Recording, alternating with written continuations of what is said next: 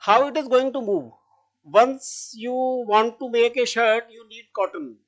So that cotton will be grown in the field. You will need some fertilizers which will generate nitrogen emissions.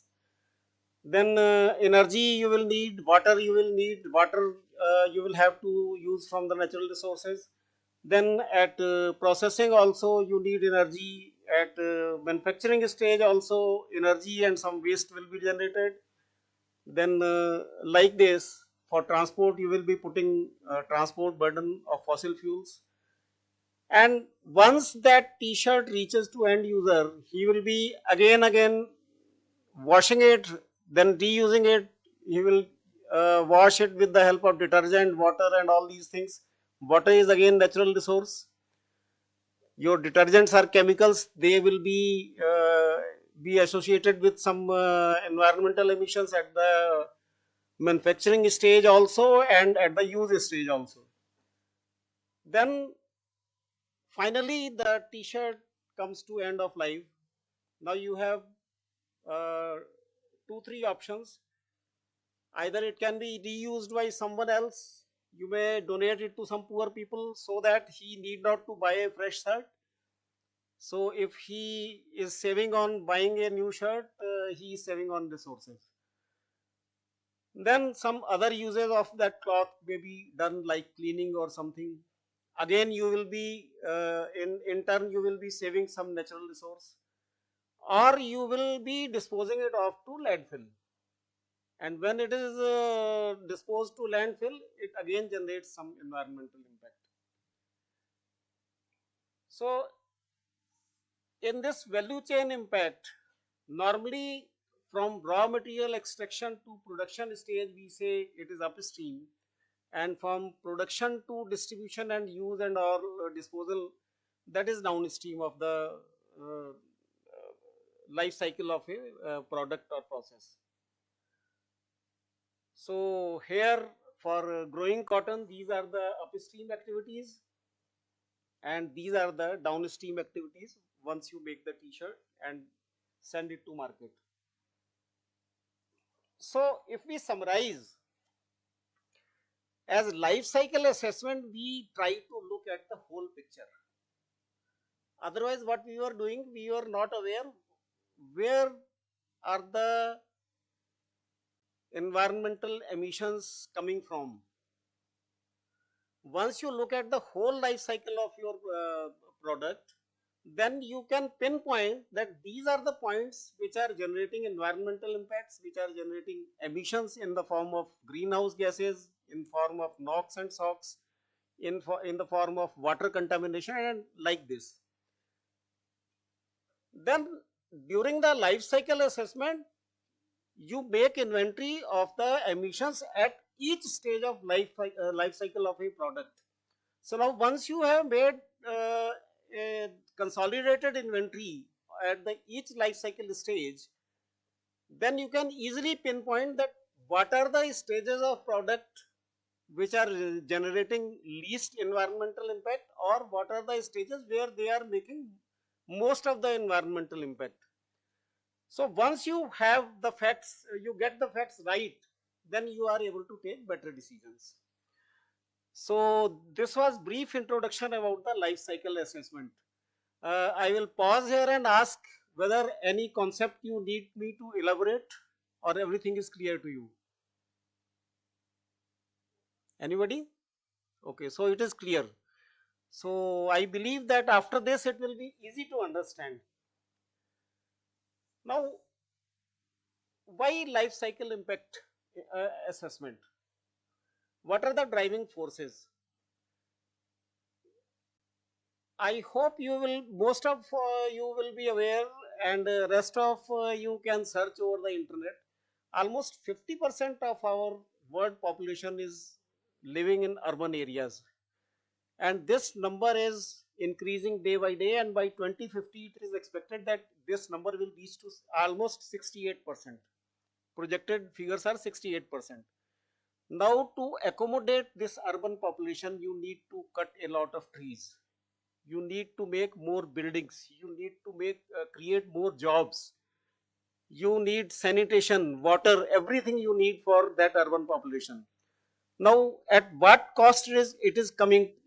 It is coming at the cost of your environmental damage. So, by life cycle assessment, we try to minimize or to mitigate that environmental impact. United Nations have given some sustainable goals. So, in these sustainable goals, while we do life cycle assessment, we work hard to get a detailed list of emissions and resources. Then we study that how do we connect that impacts to human and environmental health. So our objective is responsible consumption and production, so that we can provide the sustainable cities and communities we can develop, and provide good health and well-being, clean water to our population, climate action. Then we have to look for the life below water and on the earth also. So once we carry out life cycle impact assessment, we will be able to achieve these goals in a sustainable way. This is ISO 14040 procedure of life cycle assessment. It has got 4 stages. First stage is goal and scope. Second is inventory of extractions and emissions. And third stage is impact assessment. Now, up to impact assessment stage, we finish all our calculations, and then we are left with the interpretation part. Here we will be discussing impact assessment part in detail. Goal and scope we normally define as per our requirement of life cycle assessment, where we want to apply it and what is the domain of application. Scope will define the domain.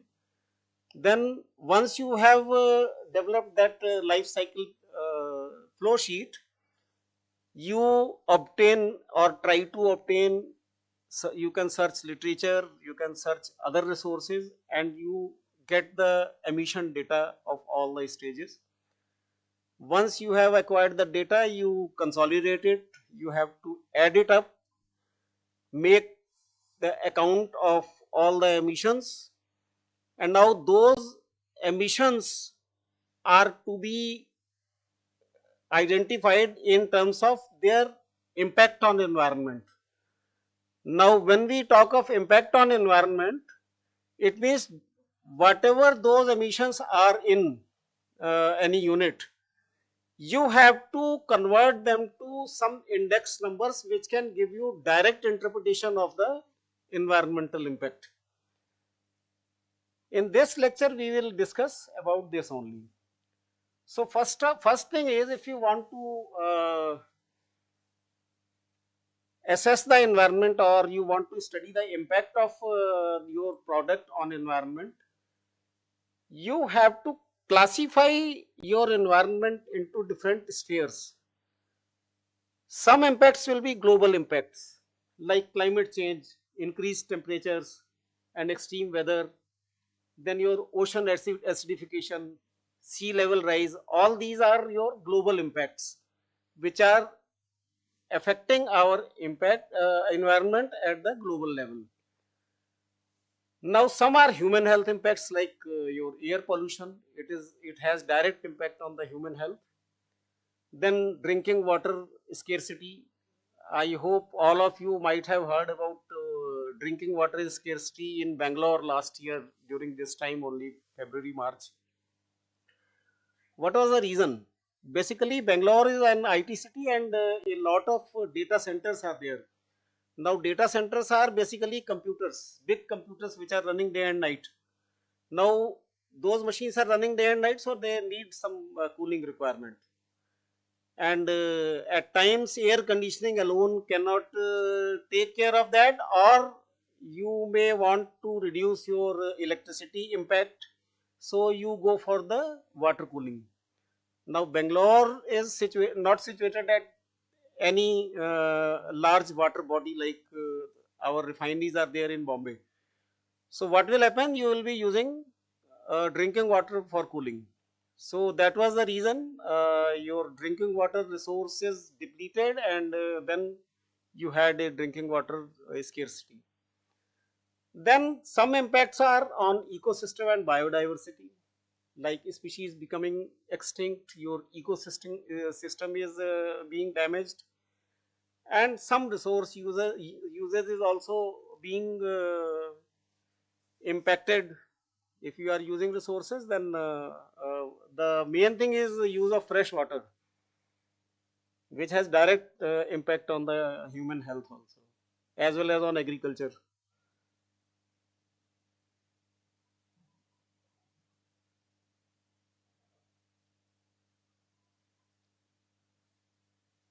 Okay, I think when we loaded this presentation, that was disabled. Otherwise, it was a small video from YouTube. You can just go to YouTube, type US dust balls phenomena, and you will get this video. I will just explain you this slide I have taken to elaborate that what is the balance between using and misusing your environment. This dust bowl phenomena happened in southwestern, yeah, southwestern plains of United States during 1930s. In 1920s, there was very good rainfall and all these things were there, and it was the farmers found very good crops in those areas. Now, what happened during 20s to 30s? A lot of development in agriculture technology took place. People had very good uh, mechanical equipments to plow their land and all these things, and they were over enthusiastic that you see we are getting very good crops.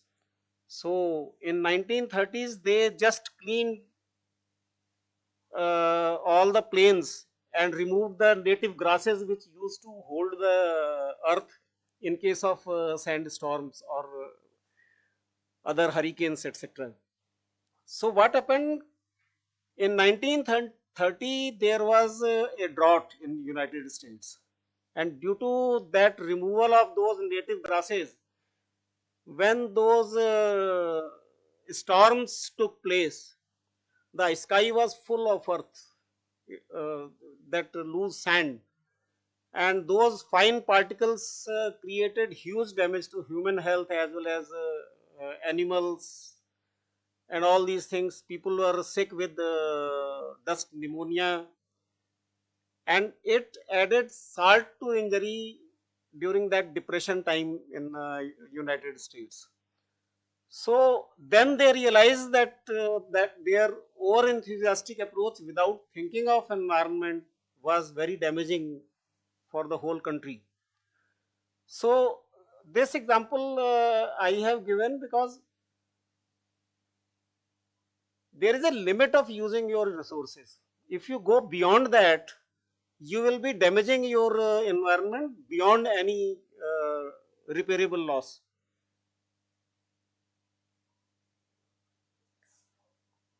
So if we consolidate, we have magnitude impact of technology and economic development. Sometimes it is outpacing our environmental development, and rather it is having negative impact on environment and resources. Then globalization has distanced impacts from consumer, which doesn't have any direct feedback. You have to have a proactive approach, otherwise you may not know when and what of your action is resulting in the environmental impact. Then at temporal scale, sometime your current actions may only have visible effects decades later. Like in case of US dust bowl, it was immediate outcome, but sometime you cannot realize whatever actions you are doing today, they may show your visual result after decades, and cause and effect chains are not always visible. So it is crucial to use science and technology for diagnostic and prevent the irreversible impacts.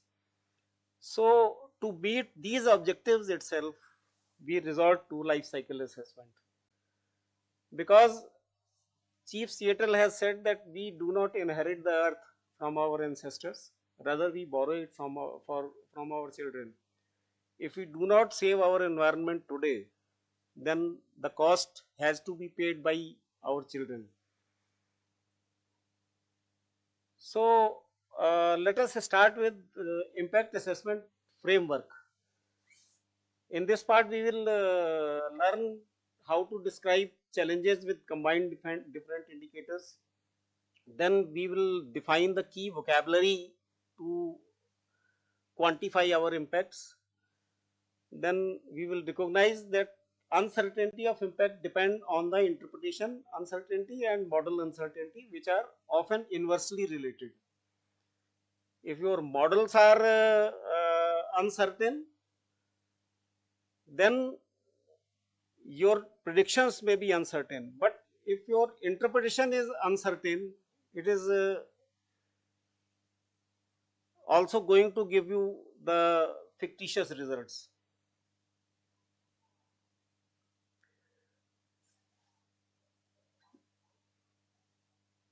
Now, what is the challenge of impact assessment? I hope you will be able to appreciate this thing. The meaning of this slide is that suppose you have prepared the impact emissions inventory of your process or product, and now you want to interpret it. Now, unless there is any standardized metrics, your vendor may come to you. Suppose you have carried out life cycle assessment for a product development company. What they will say, well, you give me results in the form of greenhouse gases, but do not please talk about the impact on drinking water compartment, because if you put that thing, then I will have to put some additional resources to make my equipment energy efficient also. Now you can give him the tailor-made result because there is no standard method. So in that case, what will there? Anybody can challenge you that you tell me who paid you. Tell me your results and I will tell you who paid you. Because if you are not disclosing some results, it means the person who paid you is not interested in those impacts and he want to hide them. So to avoid this thing, we need to have a standard procedure.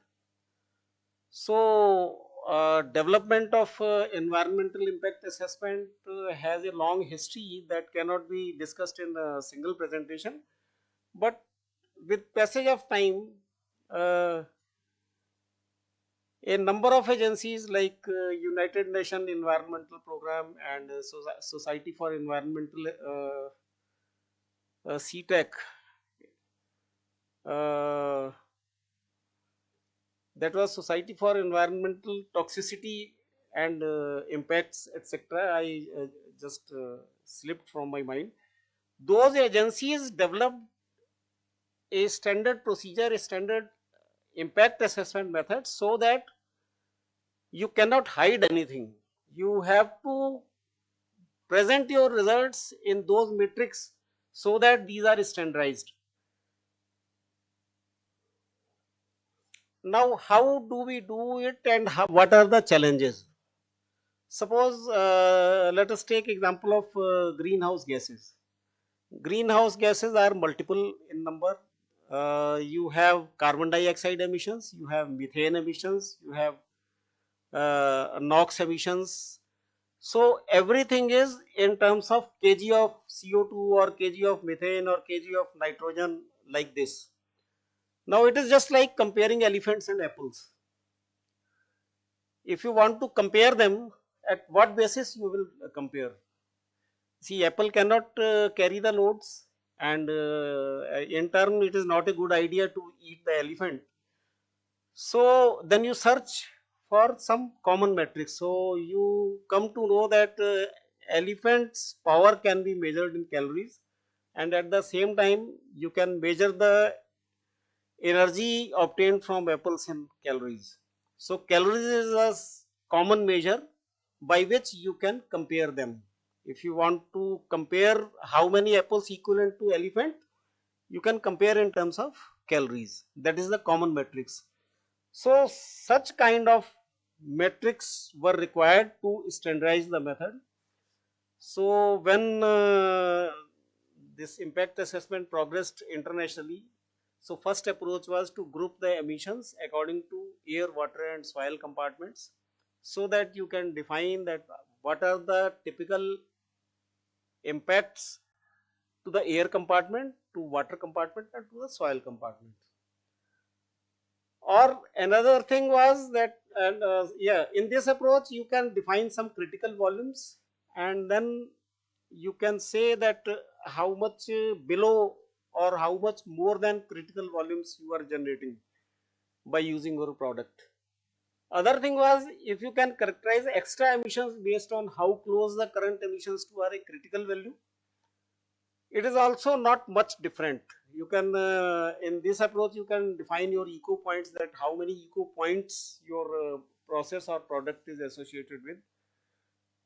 But neither of these two approaches link to ultimate fate, and you cannot quantify with great impact. So at that time Leiden University played a significant role in structuring the field in terms of impact categories, and first of all they came out with impact plus assessment method. Now before we develop a method, let us see what we are trying to protect. We are trying to protect the human system and natural environment. So intrinsic values are human health in terms of morbidity and mortality, and ecosystem in terms of biodiversity. Then instrumental values are socio-economic assets like built infrastructure, your buildings, your crops for your food, and built infrastructure to provide the sustainable housing to the masses. And then for natural resources, mineral resources are there, ecosystem services are there. Then some cultural heritage also you need to protect, like buildings, monuments, arts, etc. And you also need to protect life support system in terms of climate change. So in ISO 14044 impact category, what approach was adopted, that let us assign your inventory results to certain impact categories. These categories we can identify on the basis of the air, water and soil compartments. Then we can convert these numbers to midpoint damages. Midpoint damages we define those which are uh, direct impacts on the environment, and where these impacts are damaging our endpoint environment, maybe it is your human health or bioresources or your flora fauna. So with this idea we defined a number of impact categories, and these impact categories were from these compartments: air, water and soil. So multiple impact categories were generated from the single compartment. Like this, resource extraction also has impact, certain impacts. Then multiple impacts will either uh, put a final damage to human health or ecosystem quality or natural resources, and then your socio-economic assets and cultural heritage and all these things. Now how do you proceed for development of these impact categories? Let us take example of climate change. Now climate change will be caused by certain gaseous emissions in environment. Now, what are these emissions? When you put on more and more greenhouse gases into environment, they will build up, and by building up they will have some sort of radiative forcing. Now that radiative forcing will cause damage to certain things like your ozone depletion and global warming and a number of other things. So in turn this damage will also affect human health, and it will also impact your natural resources and your biodiversity. Now what is the mechanism? Scientifically speaking, emissions into the atmosphere will have some time integrated concentration. Time integrated concentration means how long it will remain in the environment. Otherwise, after that, it will be swept off. But depending upon the time integrated concentration, every component will be having certain radiative forcing, which will result in climate change.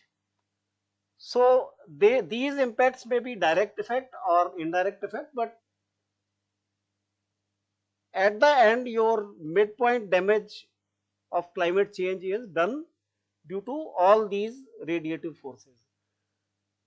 So this climate change will have impact on ecosystem as well as on the humans. So what we saw in last slide, this climate change is our midpoint level of damage, and this midpoint is putting endpoint damage on ecosystem as well as on the humans.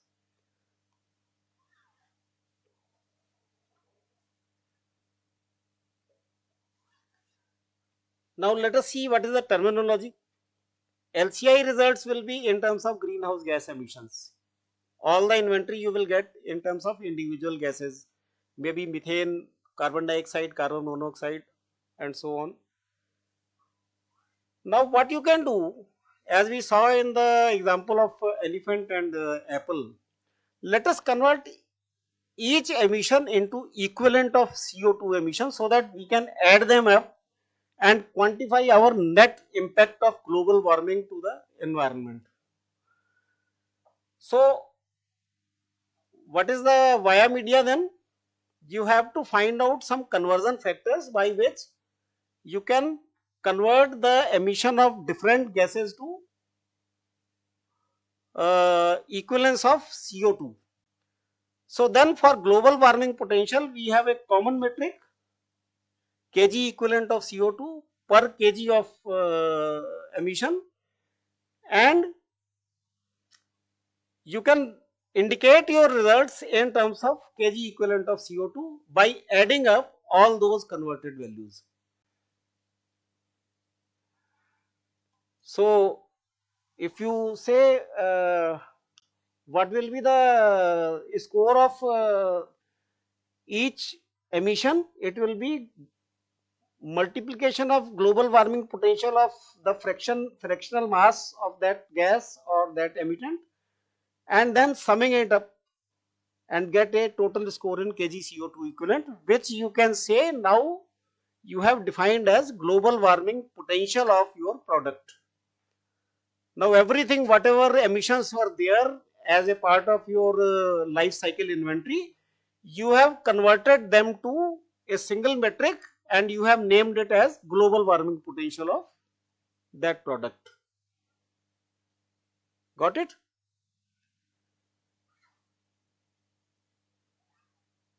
Now global warming potential will of course increase with the concentration of that gas, that is Mi emitted, and it will increase with the absorption of thermal radiation, and it will depend on the time horizon considered, because we have time integrated value of emission. So let us go to next slide. Suppose we want to measure our global warming potential of 100 years. Now what will happen? lifetime of carbon dioxide is indefinite. So when it is indefinite, it is one in shorter duration, maybe less than 100 years, and one even if you go beyond the 100 years, because its concentration is not changing. Whereas lifetime of biogenic methane is only 12.4 years. Now what will happen? Up to 100 year you may have a certain time averaged value, but if you go beyond 100 years, most of the methane has been disintegrated or it is not there in environment. Now this global warming potential will be decreased from 34 to 11, because for long period its concentration is now decreasing in the environment. Normally we report our results in the 100-year span only, because that is the only thing which makes sense for designing our processes and products. However, for nitrous oxide again lifetime is 121 years. So it is not much, 298 for shorter term and 297 for the longer term, because it will also at least up to 100 years it is there. So its global warming potential will be same for the estimations beyond 100 years as well as estimations within 100 years also. So to summarize, these are the midpoint damages. Most of these damages we have taken from the impact plus method. When we talk of impact assessment methods, there are set of indicators defined in all the methods. Some typical methods I think will you will come across in the tomorrow's lectures. Now here let us see what is the uncertainty. These emissions you have measured with the analytical instruments and all these things at the production level. Here your model uncertainty may also be very less, because you have direct impacts and you are now converting it to impacts directly, and you have one single model but your data accuracy is pretty good. Now when you move from midpoint to endpoints, now you have values which already have been calculated with the help of some mathematical models. But of course these models are based on scientific principles. You have measured the fluxes of the emissions with some well established methods and scientific instruments. But when you calculate these endpoint damages, then you have initial values also very much predicted. They must have some uncertainty. Now as you move from this to this, then although your prediction uncertainty is increasing, but at the same time your relevance is now also increasing. Now you can directly say that my product is having this much points or this much unit, some typical units of human health are disability adjusted life years. Disability adjusted life years indicate that what will be the healthy life of human under the influence of this environmental impact. Similarly, ecosystem quality is measured in potentially diminishing fraction of the species, PDF. So that PDF, although it may not be very accurately predicted value, but it has more relevance, because if you say X kilogram CO2 and Y kilogram of methane, it doesn't make any sense that you have a certain picture of your endpoint damage. So relevance is not much, however your estimation accuracy is high. But in case of your endpoint damages, though your estimation accuracy may not be very correct, means if we say, suppose we are saying 1000 DALY or 100 DALY, it may be between 80 to 100, maybe having 20% of inaccuracy, but of course it gives you direct impact that what is the impact of your process on human life. It has got more relevance.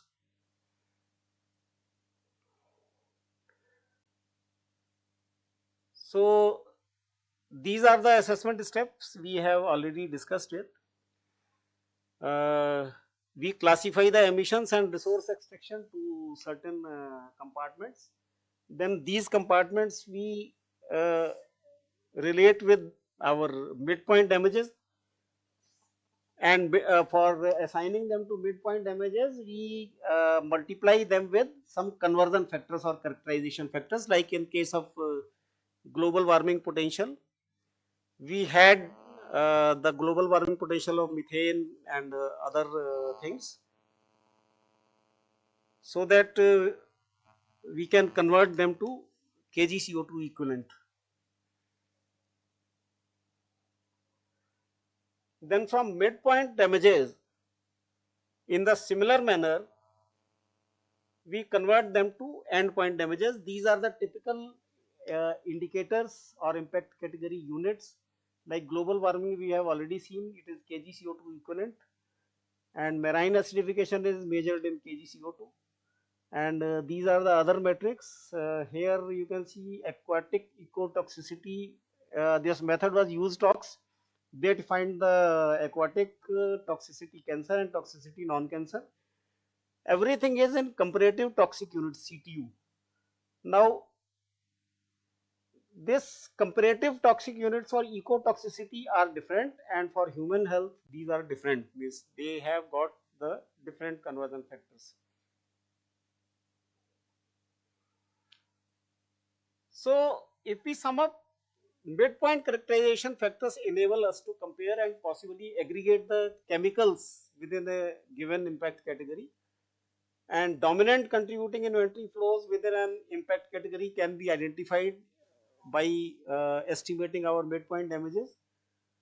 However, they do not provide insight on the respective importance of each impact category. That is, importance to assess the impact at the damage level. For that, you have to go to the endpoint indicators.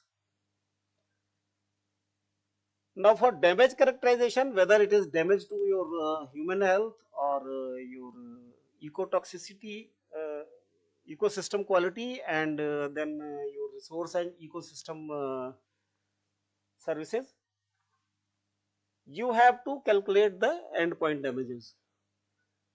Again, you have another set of conversion factors which are midpoint to damage conversion factor. So these are the net damage scores. Now from where we have taken these damage scores, if you remember, you saw a number of uh, midpoints which are going to impact your these endpoints. So you have to sum up all the midpoint damages and convert them to a common matrix as you did earlier. Now your conversion factors are different. Now these are midpoint damage factors. Again the process is same. You have to multiply the individual scores with their individual conversion factors, midpoint to damage, and then sum up all these multiplications to get the whole endpoint damage score. So procedure is simple. Only question arises. These are some endpoint damages like human health. As I told you, it is in DALY, and ecosystem quality in PDF square meter year, and it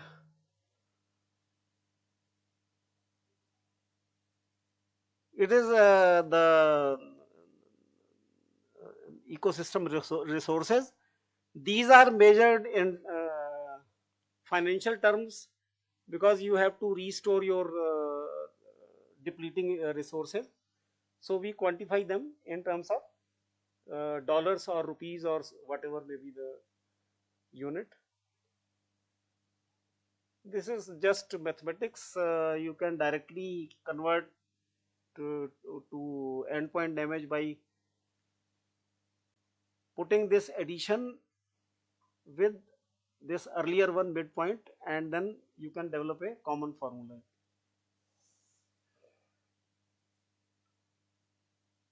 So if we talk of characterization factor, these are derived from environmentally relevant characterization of cause effect chain from inventory flow to impact, and damage scores are better represented on log scale because they may have very large values also.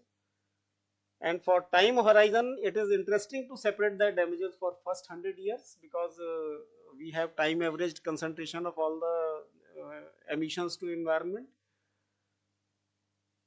and damages after 100 years rather than taking arbitrarily a fixed time horizon. And damages on human health cannot be directly compared with damages to ecosystem. You have to keep them separate.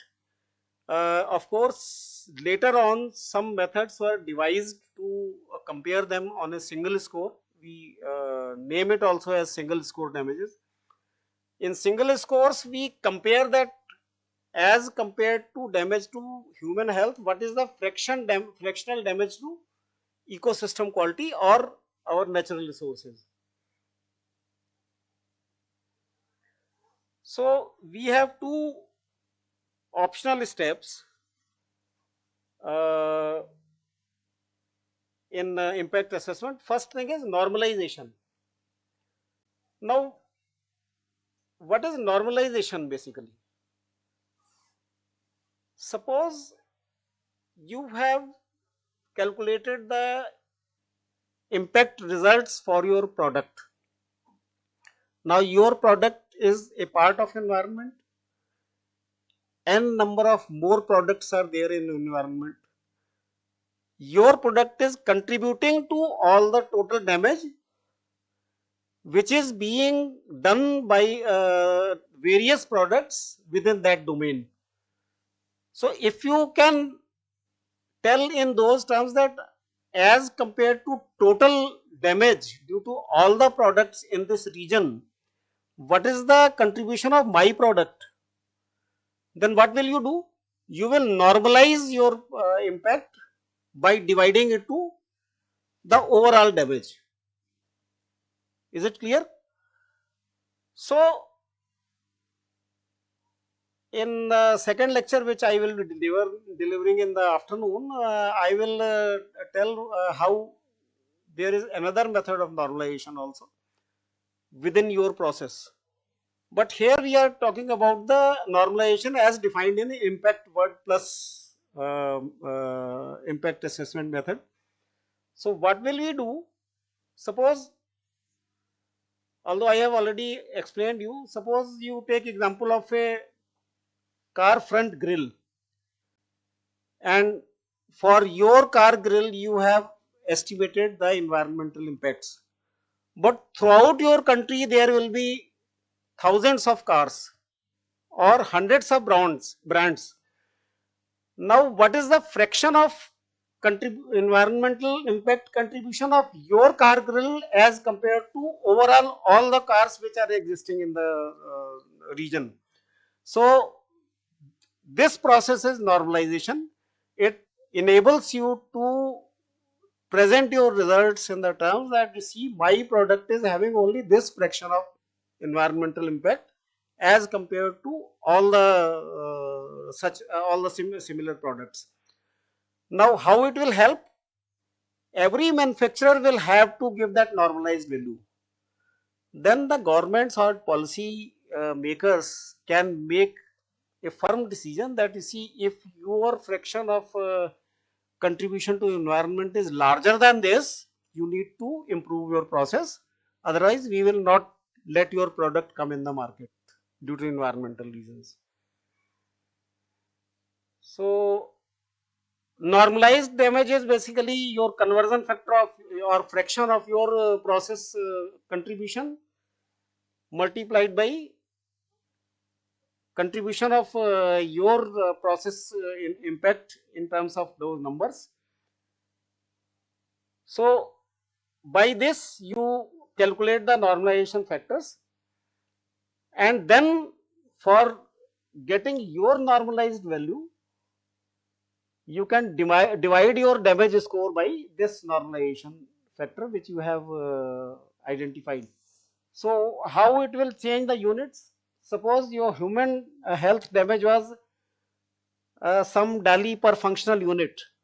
Functional unit means the uh, you can in simple words understand functional unit is your basis of calculation. That is one car grill or 1 ton of your fuel produced or like this. It is matrix of your life cycle assessment. You define it in goal and scope, that what will be the basis of your calculation. So now instead of your DALI, if you normalize it on the person years per DALI, then you will get normalized results in terms of person years per functional unit.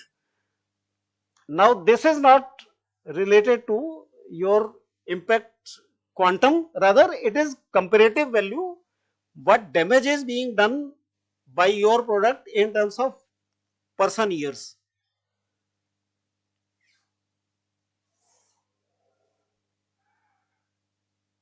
So in such way, normalization compares the impact score per functional unit to the total world impact per habitant of the corresponding impact category, and these can be summed up in one area of protection but not across the areas of protection. Like for human health, you have to keep it separate. For ecosystem quality, you have to keep it separate. However, you can here what you can do, you can compare it in single score, that for this amount of your ecosystem quality, sorry, for every daily impact of human health, what is your comparative impact on ecosystem quality. Now you can compare these metrics, but you cannot sum the indicators across the compartments. Like human health, you have to keep separate, whatever impact of your product is having at the each stage of your life cycle, and ecosystem quality separate, and then resource depletion also separate. But if you sum them up, after that you can compare them relatively, that on a single score what is the fraction of environmental impact of your product as a fraction to the largest impact, so that you will have a single score, that this much percentage impact is on human health, this much percentage or fraction is on ecosystem quality, and rest of the fraction is on the resource depletion.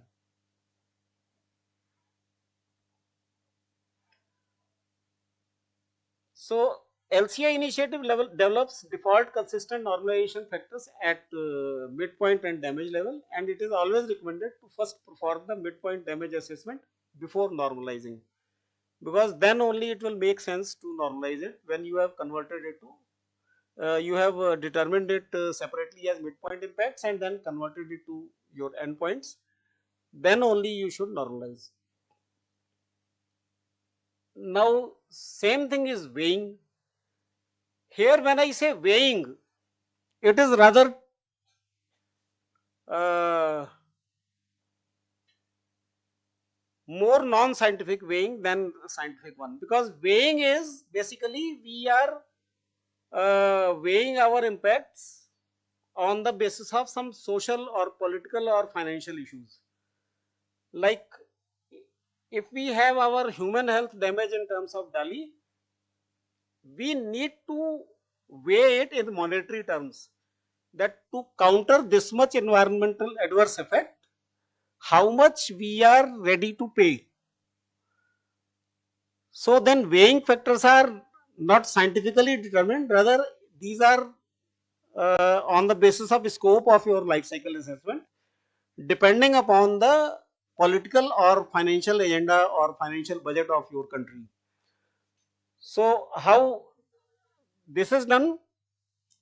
Here we have weighted score by some weighing factors which are in financial terms per unit, or some other thing. It may be financial, representing in financial term is rather simple to understand. because in for political reasons also you need to look for your country's budget. So then in place of your DALI per functional unit, you will get a number which is in the money spent per functional unit to overcome or to recover that environmental damage. So here different kind of weighing factors are developed, and then you can multiply your damage score with this to get your damage score. Here also you can set the equivalence on single score, that for one DALI of human health equivalent, the equivalent ecosystem quality damage will be this much by finding out this fraction.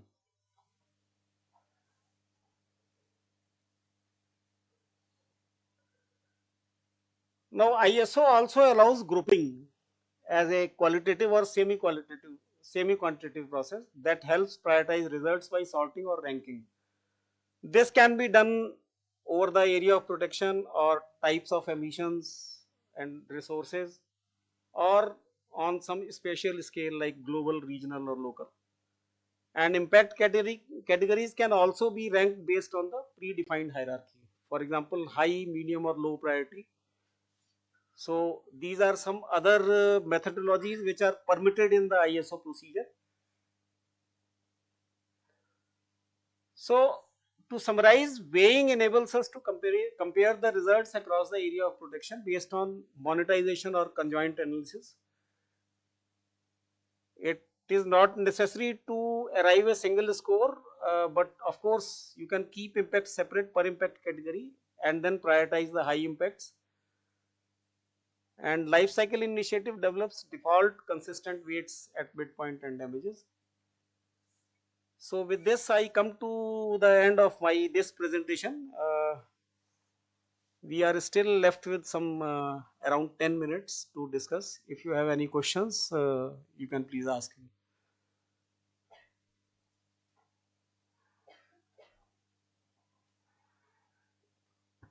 Here you can get my email address in case you have any query during your study or PhD thesis or something.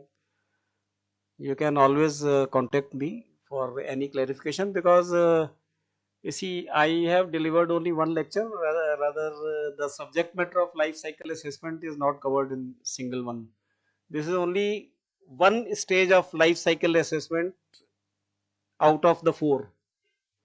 So you sorry, from tomorrow's lecture of professor, you will get a detailed idea of all other steps, but you can ask him also, because he is also very renowned person in the particularly in the biofuels field.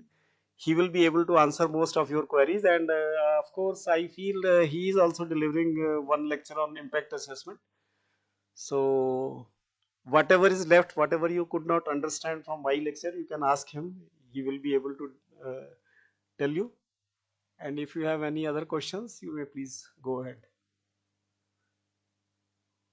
No questions? समझ में तो आया ना सबको? You could understand well? Okay. Okay then, thank you very much. Thank you so much, sir.